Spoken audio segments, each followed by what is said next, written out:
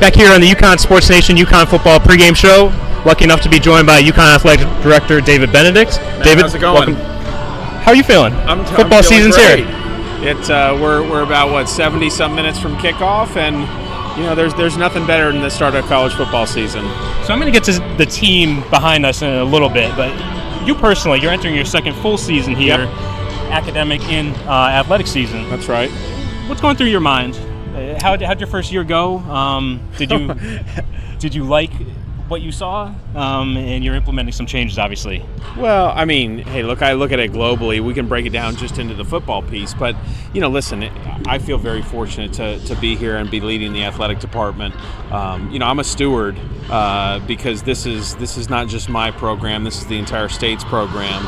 But listen, the reality is we had one of the worst years competitively across the board that we've had in a long time. So am I happy with that? Absolutely not. Does it make me feel good? No. So, hope springs eternal. This is the start of a new year for me. I mean, we think in terms of academic years versus calendar years. So, I'm really excited about the beginning of a new year. We've got a lot of sports that started competing here in the last week.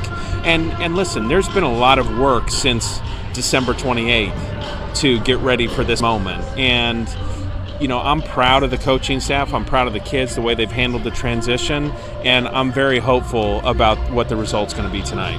You talk about the new staff, Coach Edsel here. You're obviously around throughout the spring, throughout training camp. What have you liked? What have you seen from the staff that you think this program's going to turn the corner? Look, I think Randy's a very experienced head football coach, and so with that experience, there's consistency. There's a plan in place. He's got a very concrete vision for what he wants out of his program. And then on top of that, he put together a tremendous staff. And all together, they've done a terrific job. And then, the student athletes have just responded really well. And I said earlier, talking to Bob Joyce on the radio, that ever since the first phone call that I made to one of the student athletes to let them know that I made the decision to make a change, this group could not have handled the transition any better than they have. So, listen, the work's been done. I think the staff has put together some schemes that I think are going to be very entertaining and very fun to watch, but at the same time, I think they have the opportunity to make us successful too. Now, it's clear you are very excited. You're all over social media, obviously. Is that just one of the pieces you want to bring to the table? Because not just you, it's coaches that haven't been on social media before. You're seeing, like Ray Reid, for example, you're seeing them reach out to the public a little bit.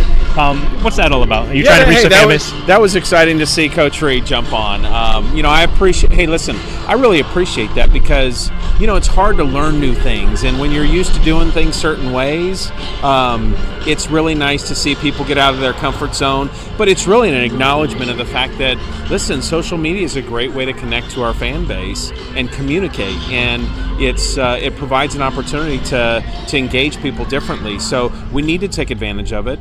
Recruiting, it plays a significant role in, and we've seen, Corey Edsel is probably the best on our staff from a social media standpoint. He kills it in recruiting, and it's really important for the kids today. The old days of just sending letters, you used to see all these pictures of these kids that have boxes of letters. That doesn't happen anymore. Most of it's done through social media. Now, on the field, you're going to be seeing a sped-up offense, no huddle, fast-paced. What are you going to like from Rhett Lashley? Well, listen, the thing that I like most about Rhett is, listen, he's got a philosophy as it relates to tempo offense. So that is going to be clear, but Rhett's an experienced coordinator, and he understands, listen, Rhett's not going to come out here and try to do something crazy. What he's going to do is come out and try to take advantage of whatever the defense has given us and take advantage of that. And Rhett's put in an offense that I think is capable of taking advantage of it's going to put us in a position to take advantage of the weaknesses, but it's also going to give us an opportunity to wear teams down in the second half. And I think what fans are going to come to expect is that we're going to be very successful in the second half. If we're competitive and in the game, second half should be beneficial for us, because I'm telling you, until people see it tonight, they're really not going to appreciate how fast this offense is going to play. Now, as the leader of the athletic department, what's your vision for this football program, both not just this year, but for the future? Well, long term, the vision is we've got to put ourselves in a position where every year that we have a chance to compete for the conference championship. Because if we do that, then that's going to put us in a very good position for postseason. And do I believe that we should be playing in postseason every year? Absolutely. So, listen, it's a process. It's going to take some time, but I believe Randy's done it before, and we're going to make sure that he's got the resources so that he can continue to be successful and build this program. But ultimately, we got to get back to the point where we're a perennial postseason team and we have opportunities to compete for conference championships. And in this league, that means you're a top 25 team, because the teams that are winning our conference are in the top 25 or even the top 15. Now, one of the ways you're trying to be competitive while the athletic department is a little bit behind giving conference alignment is moving some games like Fenway Park with Boston College, making a little money there. Are we going to be seeing those type of things in the future as well? Yeah, doing games like that are important for a lot of reasons. I mean, the decision to move the game to Fenway, there was a lot of tentacles to that. Certainly one of them is financial, but the other one is the kids love it. Having the opportunity to play in a historic facility like Fenway is a big deal, especially for kids that we're recruiting that are familiar with Fenway and have grown up going to games or watching Red Sox play. So those are opportunities that we're going to evaluate. Listen, it's important that we build our fan base. There's nothing more important, and we're not going to fill the rent up by taking games all over the place all the time. But, every now and then, if we have an opportunity that makes sense for us, we've got to look at it. Now, speaking of the fans, I saw you put on social media about 25,000 tickets for tonight. Clearly not where... I was hoping to get to 25,000. We were approaching 24. Clearly not where you want this to be. Clearly not where it's been previously under head coach Randy Essel.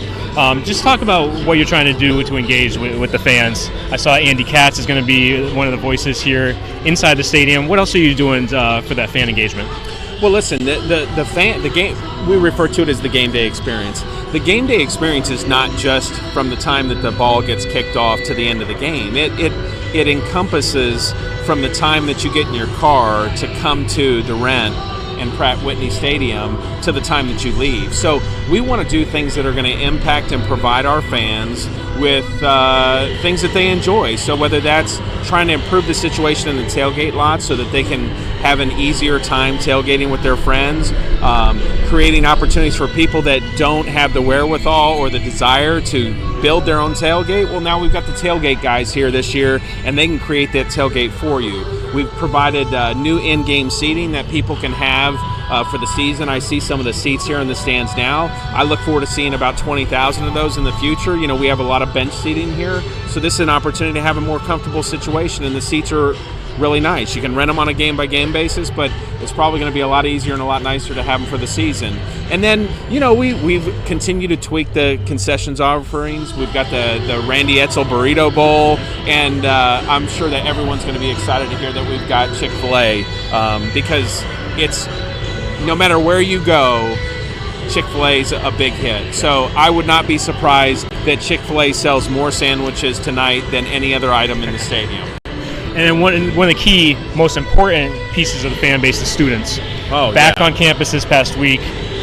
How are you liking how the students are responding to what you're trying to do? Randy was out serving ice cream in the dairy bar truck on Wednesday, which I really appreciate because, hey, that's the day before a game, and here the head ball coach is out serving ice cream to our students. But that tells you how much he values the students and what they bring to the environment of the stadium on game day.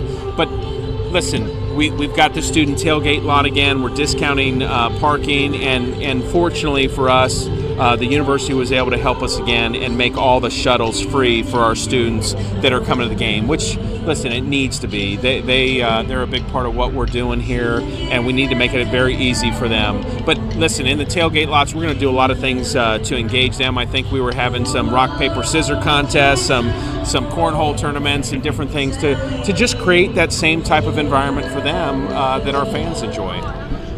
Now, a lot going on prior to the game. What are you hoping to see tonight on the field? Listen, what I want to see is just the hard work pay off. What does that translate to? I can't quantify that, but I want to see our kids have success. I want the entire team to have success, obviously, but I'm really hoping that our offensive unit experiences some success, because I know, hey, listen, we're all aware that the offense struggled last year, and really for the last 3 years it's really struggled. And those kids want to be successful. They've worked very hard. And so, I really hope that offensive unit at halftime can go into the locker room and feel good about what they're committing and contributing to this team, because last year, almost every game they were going in, were down, and the defense is shouldering the load. So I'm really excited and hopeful that the offense has some success early and can really gain some confidence and feel good about what they're contributing to the team. Now football is a key part of the athletic department, but there are other areas as well. You just recently renewed the deal with Nike. Oh, yeah. Talk about that a little bit and how important that was for the athletic department. Well, hey, listen, there's certain brands that are iconic in sports, and Nike is one of the most iconic. And there's no question that their brand is in a league of its own. And so for us to be able to have the opportunity to continue that partnership was very significant for us. And what's even more telling is that Nike is continuing to value UConn and our brand like we value the brand, like we expect our brand to be valued. And whether you want to call it the P5 or the P6, they are treating us like one of the elite programs in the country, and that says something about who we are, and we should feel very good about that, and we're very proud to continue the relationship with Nike. Is that something you really point out when having conversations on a national scale about what UConn can bring as a whole to, there's no conference realignment talk right now, but in the future? Yeah, you can certainly talk about it, but Matt, it's nicer when you don't have to say those things and people say them for you. And this is a situation where, listen, it's a partnership, and we can't force Nike to value us the way they do. That's what they believe our value is. So it's nice to see that other people value us in a way that we believe we have a place within college athletics, and I think we're on the same playing field as Nike is as it relates to how we value ourselves.